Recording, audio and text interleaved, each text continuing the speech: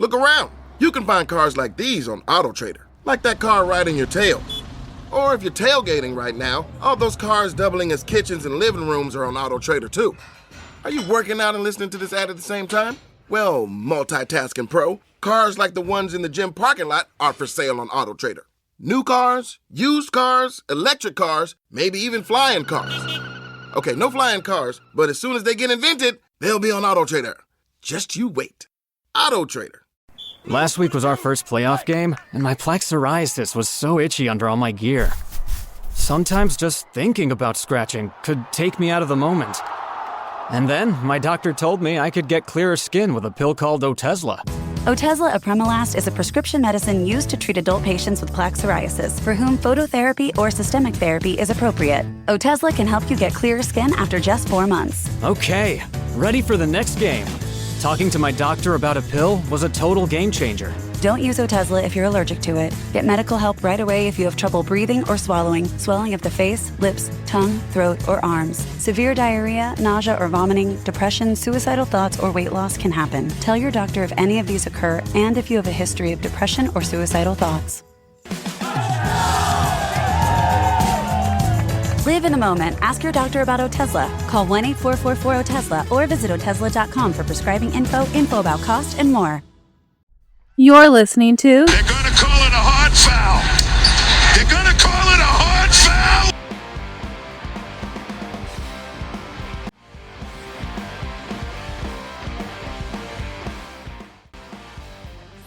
You, like the rest of America, will never ever forget where you were for the LUKE Kornet game. And we are That's a hot right. towel brought to you by the what? Fan First Sport Network, bitch. The LUKE Kornet game. Yes, he doesn't have to worry about only getting the minimum anymore. Historic night. Why don't you talk about that from Luke? Yeah, 7 blocks, 10 rebounds, and perfect from the field. Only player in NBA history to do that during a playoff game. Isn't that crazy? Yeah, no, it really was. And just came up huge on a night. Clearly, KP still, whatever's going on there is going on there. And Al was in foul trouble in a must-win game, and he was great. And the Celtics, just as a whole, really responded. I thought looked great on offense, and really defended at a high level. And we'll spend a lot of time talking about LUKE Kornet, the former Knick, and his revenge game and everything like that. But to me, Mike, last night was about, as much as anything, Jaylen Brown. I thought this was one of his better all-around games as a Celtic, a career high in assists, defended. I thought he brought the intensity on defense, picking up Brunson, 3/4 court. Really led the attack on offense. I felt like they were playing fast on offense, going right at Brunson with whoever had the ball, making him work on both ends, stressing that New York defense, and getting consistent good looks. And it could have been a night that they lied down and the season would have ended, and we would have been, in this mode of debating, do they tear it all down, and what do they do in the offseason? Instead, we have another game to play and a moment to be proud of last night, at the very least. With all the disappointment that has happened in the series and obviously the Tatum injury, last night was, at least for one night, was a nice night. Yeah, in the second quarter, it looked like they were going to lie down for a little bit there. They were lacking some defensive intensity, and it looked like they were really slow and really tight, on offense, missing a lot of free throws. But then they closed out Brown back in. Yeah, and they closed out the half really well. And of course, Brown diving into the bench to save the ball. They played hard. I mean, Pritchard put up a lot of shots last night, but I thought it was needed. Mm-hmm. He brought that effort, and I'm gonna. Oh my God! Sorry about that. Yeah, huge sneeze there. And then obviously, LUKE Kornet had his night, and it was a fun game, Jim. It was fun all around. It never really felt like the Knicks were going to come back because the Knicks never, in the second half, the Knicks never felt like they were in a rhythm to me. They weren't really punching back into runs like they were in previous games. There was one play midway through the third quarter where we didn't score, and then Bridges came down and hit a mid range, and I said, okay, this might be bad now that he saw one go in. But yeah, the Knicks didn't have a historic night offensively, and the Celtics brought the intensity, and for the first time, really, all series, they didn't just play well on offense. The ball movement was there consistently for 4 quarters, and that's how you beat the Knicks. You get them moving left to right, and then you get open shots. You can take them to the basket. You move the ball like that against the Knicks, you get a shot every night. You hope that can continue, and that attention to detail. Doing it for their hurt teammate. Maybe there's something that they're all in this together. But that's how you got to play right there offensively. You got to move that ball. Yeah, and it certainly doesn't hurt when Derrick White is, starts the game off 4 for 4 from three and finishes with 30-something points and 7 made threes and 2 blocks. He was outstanding yesterday. Yeah, I thought they stressed the Knicks defense all game long, and they still hit over 23s, but I thought they were mostly built off of good offense and a good attacks. Exactly. But I thought the tone was really set on the defensive end. I know, and I agree with you, there was that stint of the last couple minutes of the first quarter and the first few of the second where I felt like the Knicks were getting easier looks and the Celtics were playing bad offense or whatever, everything kind of flows into each other. But beyond that, even though the Knicks put up 59 points in the first half, I thought they made a lot of tough shots and like credit to the Knicks type shots. OJ Anunoby hit a contested three. Brunson was really getting into his mid game, which, he excels at. So you just tip your cap to it. But I felt like the Celtics were there. I felt like they were in the New York Knicks shirts. They were defending. Even when it wasn't perfect, they were making it difficult. Unlike the fourth quarter of Game 4, or the third quarter even of Game 4, where I didn't feel like the Celtics started that way, and it just went downhill. And then in the second half, the defense was excellent. Now, it didn't I'll hurt. tell you what, the biggest adjustment of the game was not playing Porzingis. Yeah, That was a bit. I mean, when he was on the floor, that's when the Celtics weren't playing well last night. He can't play, and Joe said after the game, I didn't play him because he couldn't breathe. Well, then he shouldn't have started him either. And thank you for making that adjustment, Joe. That was good coaching. I don't think he can play for the rest of the series if the Celtics want to win. no, I don't think so either. And the other thing I don't think the Celtics can do is go double big. And I know that hurts them on the glass, but they've just gotten killed when they're in the double bigs. The Knicks are just getting. They have 2 players that just feast in the paint, but not with layups, with like kind of pull up mid range games with Brunson and Bridges, which is Yeah, really unique and really great for the playoffs. really hard to defend if you're a big. Yeah, and really had to, it's almost impossible if you have 2 of them out there. So Mhm. like the Celtics need to find a way to make this work with just one big, as you saw with Kornet. I thought Thibodeau really did the Celtics a favor in that third quarter by not going double bigs to try to take away some of that momentum from the Celtics. He's not playing. He's not playing Robinson enough. The second game in a row, he really didn't play him in the third quarter. It's And insane. it's kind of, yeah, it really is crazy. And I think when the Robinson Towns lineup really gives the Celtics problems because it forces them to go to that double big lineup, which hurts them on the defensive end quite a bit because you can still play Bridges and Brunson out there and you still have the spacing with Cat. Um, but And defensively, they're really good. yeah, so the Celtics got to, their focus, they got to find a way to stay out of the double bigs, I think, going forward. And I don't know, it's not the easiest thing in the world, but it's either trying to get Karl Anthony Towns in foul trouble, which happened last night, and that was mostly thanks to Karl Anthony Towns. He had 3 really stupid, unnecessary fouls. He had one on a screen. He had Mhm. one where he pushed Porzingis cutting through the paint for no reason. Like it was just no reason to do it, and it was in front of the whole world. And then when Yeah. he got blocked by Derrick White, where he decided to bear hug him and then argue that it wasn't a foul afterwards. Like, thank you, Karl Anthony Towns. Thank you for picking up those stupid fouls. Yeah, I Uh, think he had his worst game of the series. he had his worst game. So, like, for the Knicks, he needs to stay out of foul trouble.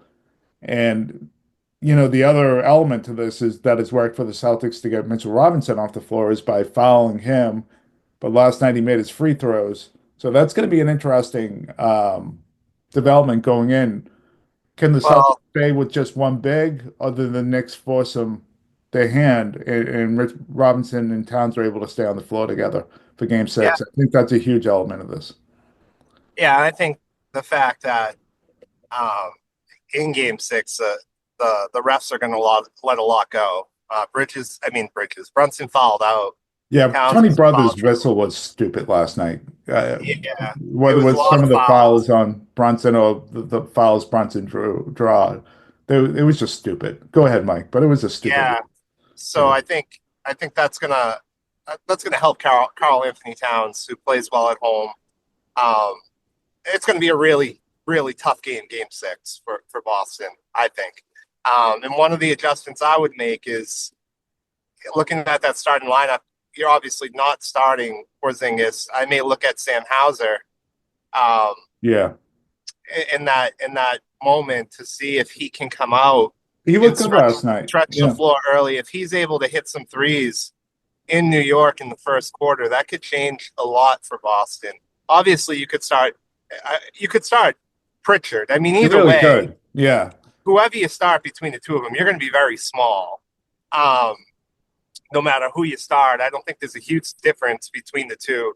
It comes down to playmaking, and do you want more playmaking out there and another guy that can cover Brunson, or do you want a move shooter who's going to be running around out there on offense, forcing Anunoby away from the basket? So that's a decision for Joe to make. But I do think Hauser, if he's hitting threes, allows more space for Jaylen Brown and Derrick White offensively, and I may consider that as my option to start Game 6.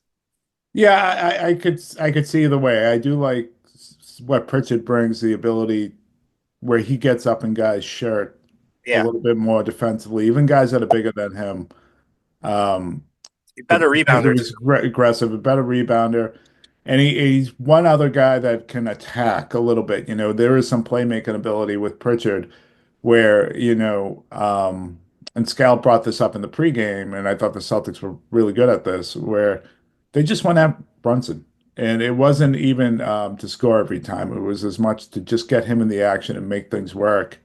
Um, and get him to work a little bit harder, so that the game is a little bit more difficult for him. And the Knicks had to bring help often on that, and it opened up a lot for the Celtics offense. Um, the Celtics just did a better job, I thought, of, not going slow and trying to attack the Towns matchup, and instead understanding that they have a lot of guys that can put the ball to the deck, and it doesn't have to be Jaylen Brown that attacks every time. And instead, find Brunson, go after him, find Cameron Payne, go after him, find McBride, go after him, and make the Knicks get in rotation and open up their offense. I thought Yeah, that was and play really and play good. with the you got to play with that confidence and that Yeah. swagger that they had last night. They have to carry that over into New York. So you're able to move the ball like that because you're focused and you're confident in what you're doing.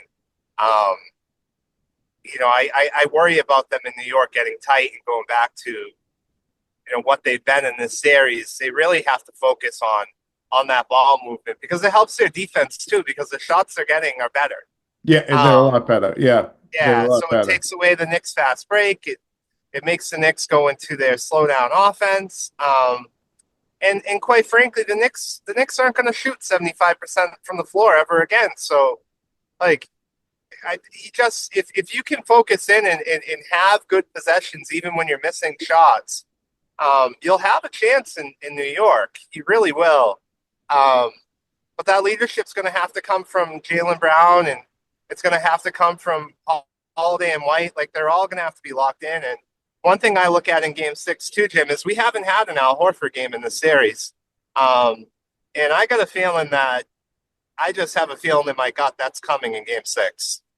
Yeah, and he didn't play a ton of minutes in that second half because of foul trouble. He came out with a couple minutes into the third because he picked up his fourth, and then he was great to start the fourth, but he picked up another foul and he was out after a few minutes of the fourth. So he only played like 6 minutes total, 7 minutes total in that second half, because they didn't need him, didn't come back in. So hopefully you worry about these day offs, only one day off travel for a guy like Al, the age, but maybe, him not having to expend as much energy in that second half could be really helpful here. Because they're going to need him. If, you're down Porzingis and Tatum now, essentially. And LUKE Kornet has not played well in New York.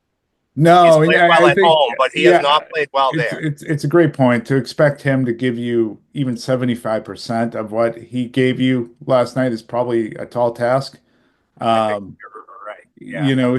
he was that good, but at the same time, like there is this element to like basketball where if you know you're gonna play, the confidence just rises up, right? If you know Mhm. those minutes are there for you, like your confidence level just rises up, and he has performed pretty well all season long. I just don't. It does. They've been trying to play him a lot with two bigs, and it just doesn't work. Playing by himself. Yeah, out there by himself. The spacing's there for him, the way he can roll to the basket, and um, he was a force, and they're going to And the need screens he was good setting effort. last night. Yep. Oh my God, this guy. Um, yeah. So yeah, it was a great, great win. I'm looking forward to Game 6. I almost got into a really bad car accident on the Oh, highway. he was Yeah, probably a Knicks fan. yeah, he's probably a Knicks fan. Absolutely. Yeah, probably working for ICE. Probably working for Ice, Knicks fan. I am glad you're okay there, Mike. Speaking of Knicks fans, like obviously they're in the driver's seat here. They should close this thing out. For the first time all series, they're a favorite. I think they're a 2-point favorite. I Uh, don't hate Knicks fans. I kind of like them. I hate them. Like Wow. They're New York fans. What's there to like about them? They're all a bunch of goobers. I don't know. There's videos of Tatum being carried off the floor. I don't know. There's some nice things I've seen. There's a lot of videos of them I I cheering when he follow got hurt too. I follow a lot of their accounts on X, and they are very emotional people. Yeah, they're a bunch of goobers, and there's nothing more for that shithead fan base that I would enjoy. All the years they would laugh at us for Sox fans for their suffering just us to continue for them. Like if they actually lose, so it's flipped now, right? Their expectation is now on them. The expectation was on the Celtics all series. The pressure is now on them. They should close this out. They should win. They're up 3-2.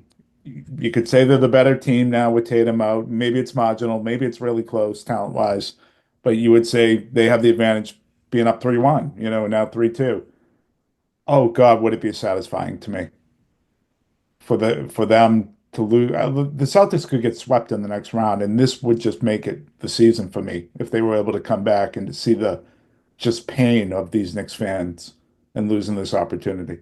That would be just delicious. It would be so delicious for me. Yeah, we'll see. I don't know, Jim. I think Game 6 is going to be really difficult for I do Boston. too. Yeah. Yeah, that place is going to be loud. Obviously, it's going to be a hard place to play, and I have a feeling the whistle is not going to go Boston's way, so that's going to be against them too. It would be a really really tough, gritty effort, and they're capable of it. Obviously, they got guys who have done this, and they're going to need an even better Jaylen Brown because I don't think Derrick White's going to put up 35 again. So they're going to need him not just to have the assists and the rebounds and the defense. 27 points probably isn't going to be enough. It's probably going to have to be an efficient like 35 or 36 from him. So we'll see. I mean, anything's possible, but I'm not picking the Celtics, unfortunately. I'm picking the Knicks to win on Friday. Yeah, I can understand that. So there is this element to it. The last three times the Celtics have been down 3-2 on the road. They Um, won. they've won, and two of them you can't replicate because two of them were Jason Tatum games. One was the 46-point performance in Milwaukee. And then The Philly. other, the Philly where he didn't score at all and then went nuts in the fourth quarter. The other one was the Derrick White buzzer beater game.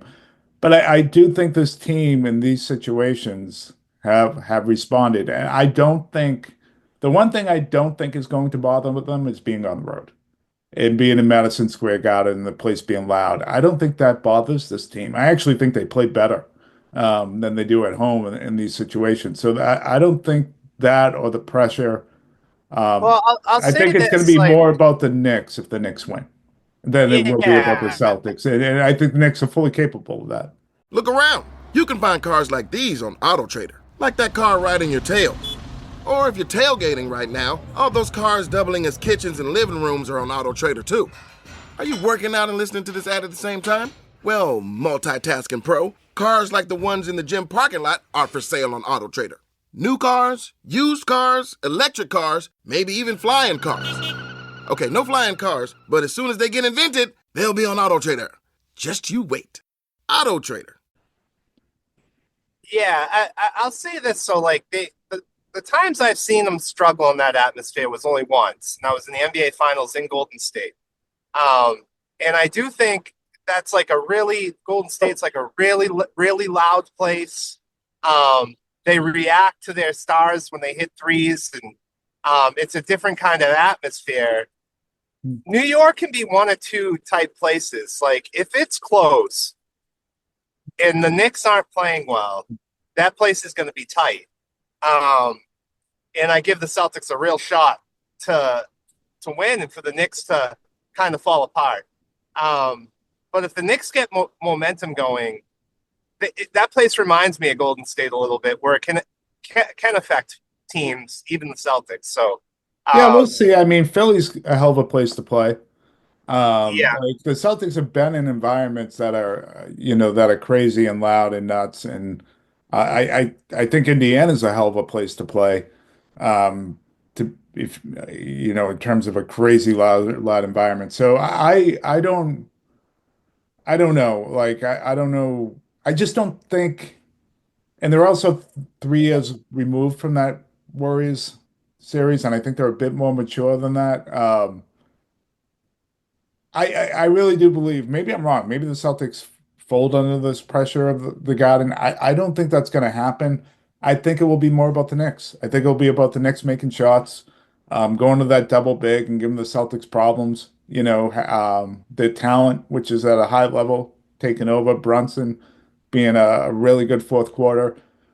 I would be surprised if we come on the pod the next day and say that the Celtics, crumbled under the pressure of Madison Square Garden. I think it would be more that the Knicks kind of willed this out. That's which I think they're really capable of. Like, I expect that I expect that to happen more than I expect the Celtics to win, I guess, is yeah. right. And if the Celtics are going to win on the road, you have to keep Josh Hart and Mitchell Robinson off the glass, similar to what you did last night. Yeah, you got to find a way to keep them out of double bigs. Like I really do think so. And you gotta, I think one of those ways to do that is to get Karl Anthony Towns in foul trouble. And I know you said about the whistle, probably not favoring the Celtics, but Cat's problem is He fouls. and he can't keep his hands off people. So we'll look and say a foul is soft, but when a guy gets by you or he's at your side and you put your hands on him, the ref's going to call that every time because you're not in guarding position. If you're in front of him and you have your hand on him, they're going to let it go.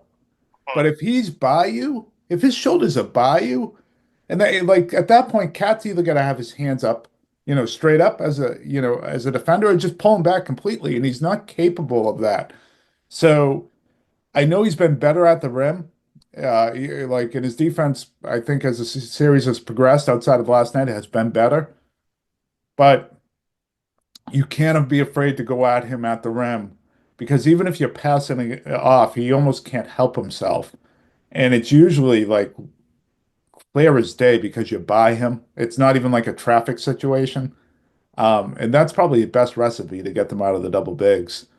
And obviously the other element is you foul, but Robinson, but he 6 for 6, and who knows how that carries over, I would follow him again. I would too. I would Yeah. too. But I'm less confident now that he's he looked pretty good.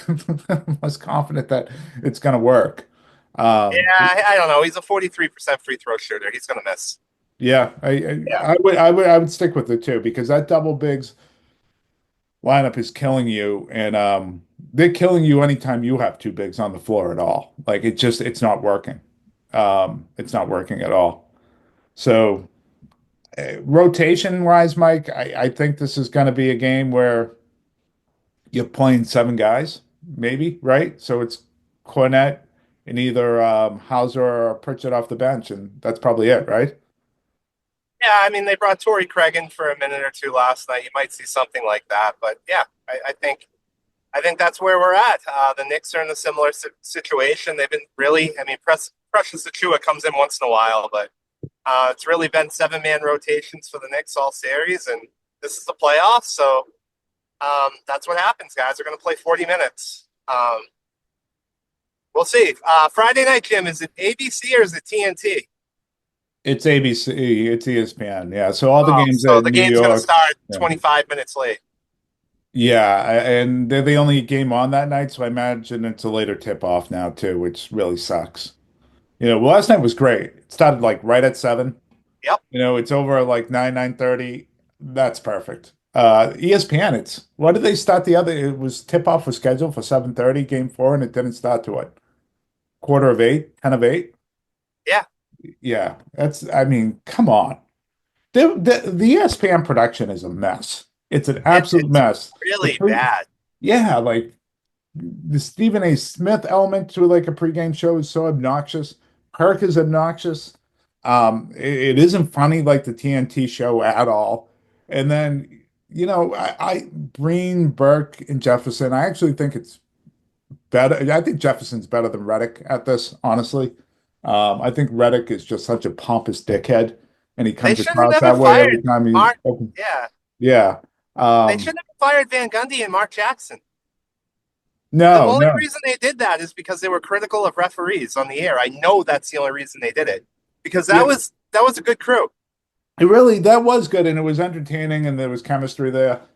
Um, yeah, but the product and how they start so late just really that annoys the crap out of me.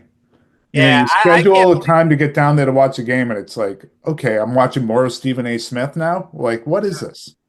Yeah, or like ridiculous amount of commercials where, like the TNT production is. I can't believe TNT's giving it up. Charles Barkley's going to ESPN, but as soon as he says something, I don't know how. I don't know. It's just bad. It's a bad product. Is Bad, bad, Charles bad. Barkley going to ESPN? I thought they were all going to NBC. No? I know he gave a podcast where he was talking about he will be going to ESPN possibly. Yeah, he is. Yeah. Okay.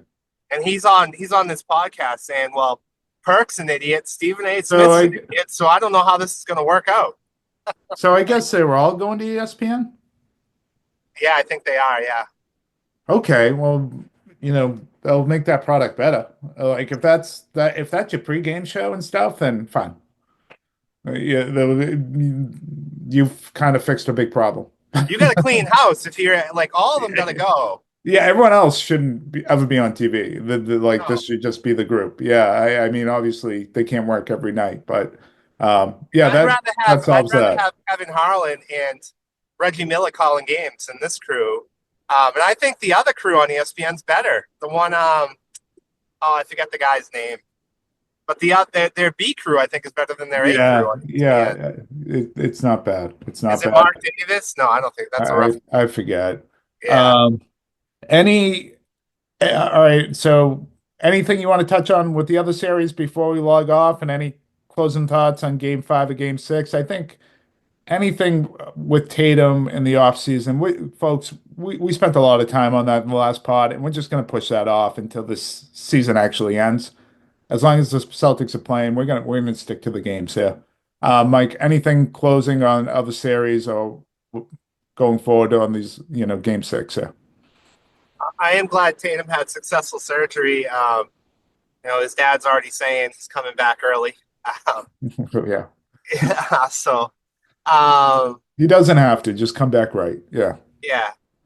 Well, Steph Curry getting hurt just ruined that playoff series last night. Yeah, Jimmy Butler's not that guy anymore, too. That's No, clear. Yeah. yeah. And so, Minnesota, good for them. They took advantage of what they had to do, similar to Boston last year. Really just took that series after losing game one. I give Denver a shot to win at home. I don't give Denver a shot to win two straight, though. I'm starting to really believe now this is OKC's thing to lose right now. Right? Like they're the front runner to take this Oh, whole thing. yeah. So if they don't win the championship now, it's a huge disappointment. Like Minnesota just doesn't look ready for prime time.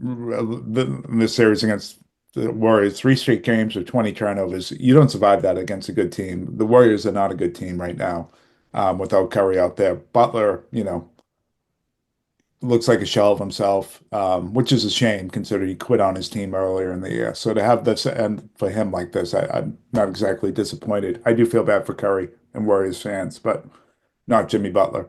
Um, yeah, no, it's for them to lose. So, but Mike, if the Thunder lose tonight, um, you wouldn't be concerned about them in the game seven?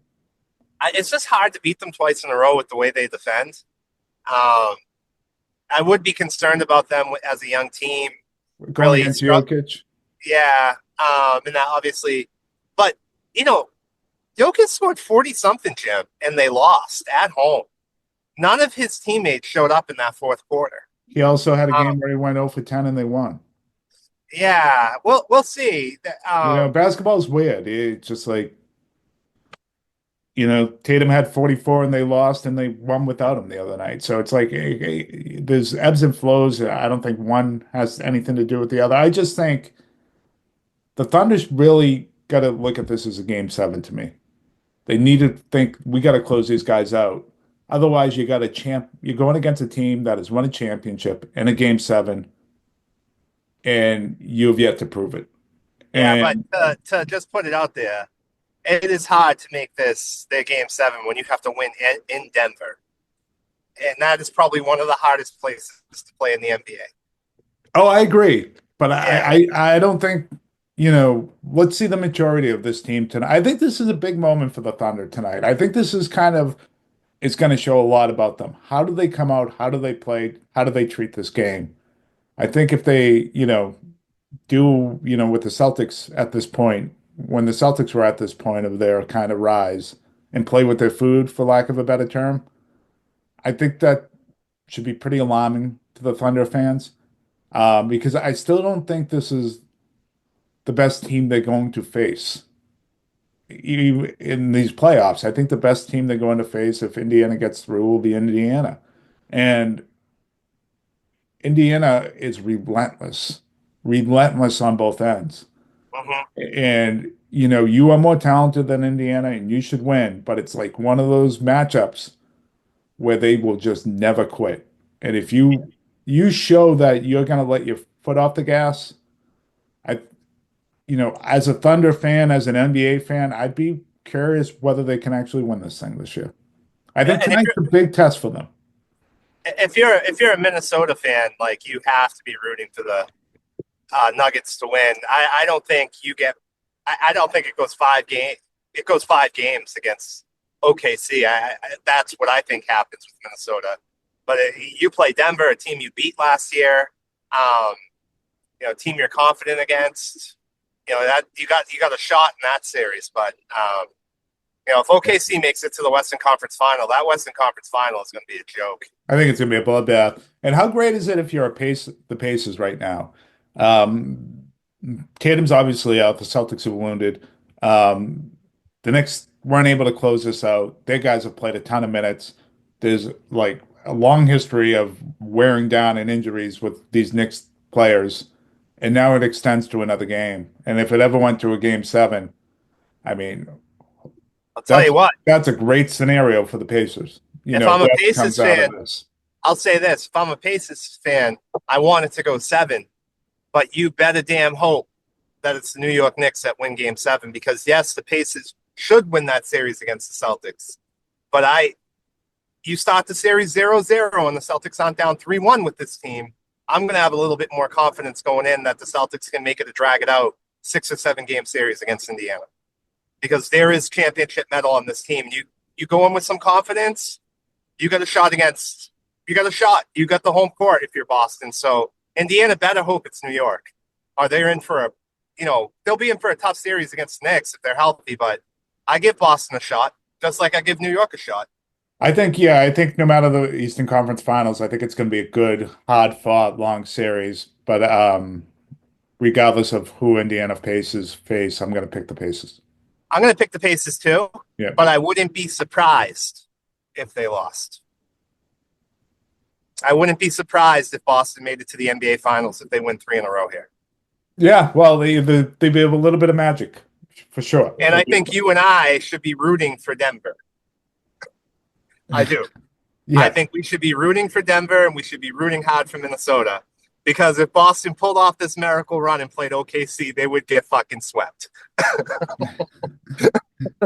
Yeah. Without Jason Tatum and the way Jaylen Brown plays against OKC, that would be the ugliest, and that would be as ugly as when Miami played LA in the bubble. Yeah, and I got to tell you too, and we should close the pod. The Cleveland Cavaliers would have been a nightmare matchup for this version of the Celtics. Oh, yeah. Yeah. I mean, so like if the Celtics were ever able to sneak by, the Pacers I felt like were the worst matchup for the other version with Tatum and Porzingis. But for this version of the Celtics, that Cavs team would have been with Mobley and, not having Tatum available to attack the mismatches, would have been very difficult for the Celtics. Yeah, I think it's more likely than not that the Cavs and the Boston Celtics just brutally disappointing ends to the season is what we're looking at. Yeah. And when you think about, we should probably get back on the show with those guys in Cleveland and just check in with them. What is their plan now going forward? I've heard LeBron James rumors, which I don't always agree with Nick Wright. I think it's a really good idea for Cleveland to entertain that, but we can talk about that in the offseason. Yeah, I don't know. The only thing I'll say about it is, I think the expectations for the Cavs are always out of whack. I never saw them as a championship team. They're just not built that way. They're not a very good defensive team. They're a middle-of-the-pack defensive team, and they're highly reliant on small guards, which I just don't think is a recipe. They're really excellent regular season team. And I'm not so sure that's something fans should be disappointed in. I always thought the expectations for them in the postseason were out of whack. And they probably overachieved their expectations in the regular season. But they're kind of built to win a lot of games. Let me ask you this, though. If you're Cleveland, right? Yeah. And say LeBron, he says he wants out in LA, and now LA doesn't have much leverage. Would you dangle a couple first-round draft picks and Darius Garland to bring him in? Yeah, that would be interesting. I definitely think it would. Darius with Jason Garland Tatum out next year, and Jared Allen, maybe. If I'm LA, I'd want Allen in that deal because the 5 with Luka is so much more important than Garland. I don't even think Garland fits with Luka. But I just find it hard to believe that LeBron. I think he had more to do with Luka going to LA than he will ever admit. Is going to walk away. But LeBron loves a storyline, man. Yep. Think about that storyline. This is where he ends his career. Yeah. I don't know. I think I give it a 30-40% chance. Yeah. All right. All right. Story for another day. All right, Mike. Go C's. Go C's. Let's Sunday at the Garden for Game 7 would be amazing. Amazing. All right, we'll talk to everyone soon. And let's build up Alcatraz.